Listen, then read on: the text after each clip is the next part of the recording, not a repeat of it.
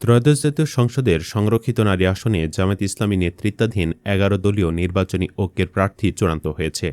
জাতীয় নাগরিক পার্টি থেকে যাচ্ছেন দুজন, এছাড়া জাতীয় গণতান্ত্রিক পার্টির একজন, বাংলাদেশ খেলাফত মজলিসের একজন এবং জুলাই শহীদ পরিবারের একজনকে নারী আসনে সংসদ সদস্য করা হচ্ছে এ জোট থেকে। তাদের মধ্যে দুজন নারী বিশেষভাবে আলোচনায় আছেন। একজন অ্যাডভোকেট সাবিকুন নাহার মুন্নি ত্রয়োদশ জাতীয় সংসদ নির্বাচনে বিএনপি প্রার্থীর কাছে পরাজিত হয়েছেন জামাতের কেন্দ্রীয় প্রচার ও মিডিয়া বিভাগের সেক্রেটারি মতিউর রহমান।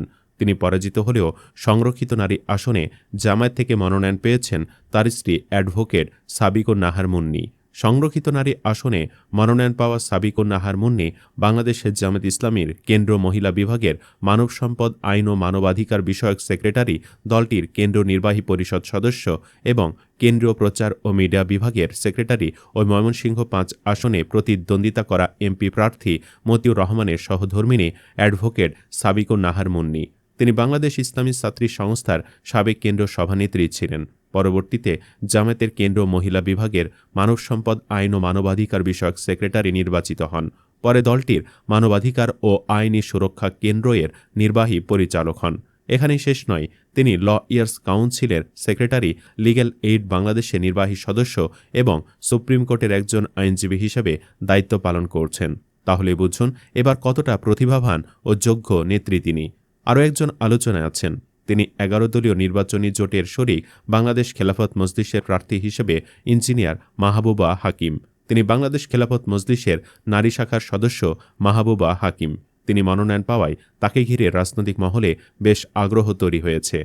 মাহবুবা হাকিম একজন বস্ত্র প্রকৌশলী। তিনি পেশাজীবী শিক্ষাবিদ ও সমাজ সেবামূলক কর্মকাণ্ডে সক্রিয়।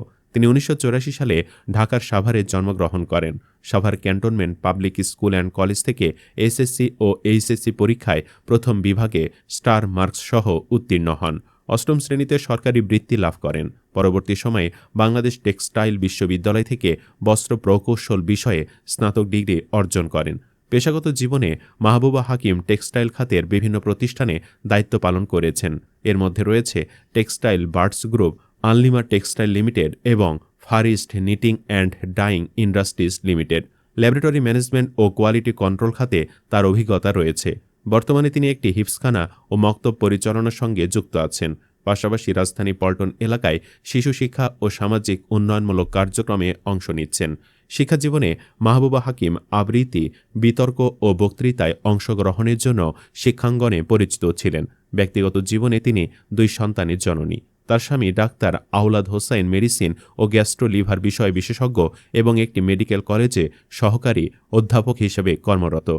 এদের বাহিরেও জামায়াত জোটের প্রায় সকলেই শিক্ষিত ও মেধাবী। সে তালিকা আছেন জামায়াতের মহিলা বিভাগের সেক্রেটারি ও কেন্দ্র কর্মপরিষদ সদস্য নুরুন্নিসা সিদ্দিকা, জামায়াতের কেন্দ্র কর্মপরিষদ সদস্য মার্জিয়া বেগম, মহিলা জামায়াতের মিডিয়া ও প্রচার বিভাগীয় সেক্রেটারি নাজমুন নাহার নীলু, সিলেট মহানগর মহিলা জামায়াতের সেক্রেটারি মাহফুজা হান্নান, বগুড়া অঞ্চল মহিলা জামায়াতের পরিচালক সাজেদা সামাদ, মহিলা জামায়াতের চট্টগ্রাম উত্তর জেলা সেক্রেটারি শামসুন নাহার বেগম, নারী অধিকার আন্দোলনের কেন্দ্রীয় সদস্য মার্জিয়া মমতাজ, এনসিপি নারী সংগঠন জাতীয় নারী শক্তির আহ্বায়ক মনিরা শারমিন ও সদস্য সচিব মাহমুদা আলম মিতু, জাকপার চেয়ারম্যান তসমিয়া প্রধান ও জুলাই শহীদ শিশু জাবির ইব্রাহিমের মা রোকেয়া বেগম।